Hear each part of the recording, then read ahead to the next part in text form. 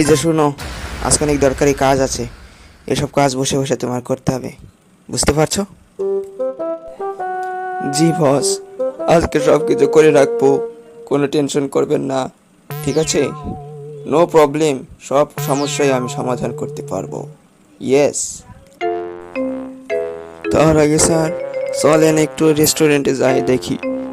চলেন একটু খাওয়া দাওয়া করি, তারপরে ভেবে চিন্তে কথা বলি, কি বলেন? তুমি কথাটা ঠিক বলেছ, আসলেই তো খাওয়া দাওয়া না করলে মাথায় কোনো বুদ্ধি আসে না। তাড়াতাড়ি চলো, এখনই যাবো রেস্টুরেন্টে। তাহলে চলেন sir.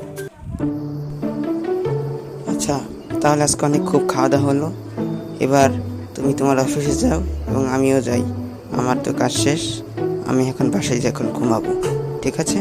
Tata, bye bye, see you. Okay